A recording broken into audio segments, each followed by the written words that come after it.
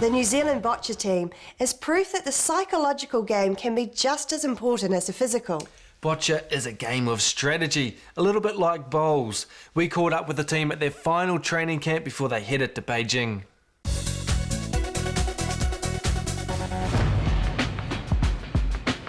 Greg Jackson is one of the country's most experienced boccia players. He spent the past 4 years honing his skills as he prepares to take on the world's best in the Beijing Paralympics. Greg's ranked 6th in the world, so we'll be expecting to put in some really good results and to win as well. Luke's mum Helen keeps time. His twin brother Jeremy is the athlete. He's in the New Zealand team in the throwing class. You know, I've always enjoyed sport and I've always gone to Luke's games when he was playing soccer and basketball when he was young. And so I just thought, surely there's a sport out there for me, and luckily I found boccia. This is the team's last tournament before Beijing. Competitors are always pitted against opposition with a similar level of disability.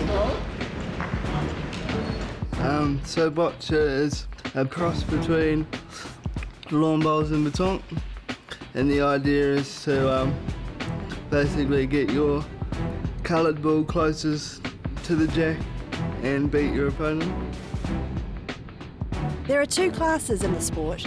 Some are throwers, but those with less physical function have a ramp assistant. The relationship is as close as a golfer and his caddy. Many of the competitors are non-verbal, so the ramp assistant must learn to interpret head movements and gestures to ensure the ramp is positioned precisely where the athlete wants it. I have to sit facing Greg, so I'm not allowed to look into the court where he's playing, and he just signals to me either verbally, he's very limited verbally, but mostly in head movements, and he just signals how to move the ramp, where to put the ramp. At the end of the day, yeah, it's up there. It's the tactics, it's the psychology behind it. You can't afford to lose one game. The pressure's on, and it's about keeping the mind clear. And when you do that, your body's relaxed. Because having cerebral palsy, as soon as you start to freak out a little bit, the muscles just go spastic, and that's part of having the disability. Greg's playing the red balls, clearly dominating the ground around the jack.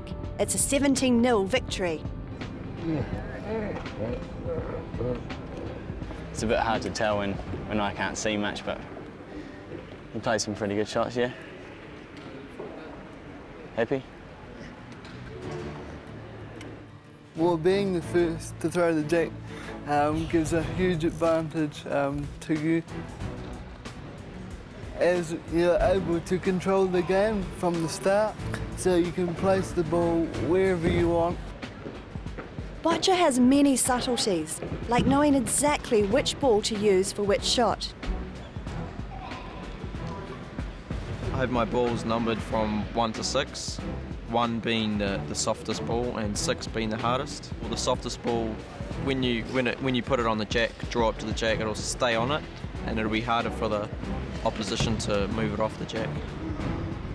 Jeremy is winning his 3rd game of the day, a reward for the hard yards he's been putting in since he started playing boccia when he was 10.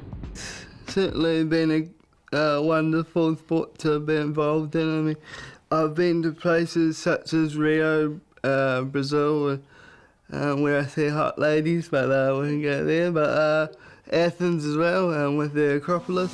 Jeremy won silver in the teams events at the Athens Paralympics, but this time he's set on gold. To be able to achieve, you've got to be sort of determined. First-time Paralympian Amanda Slade is simply excited to be representing New Zealand.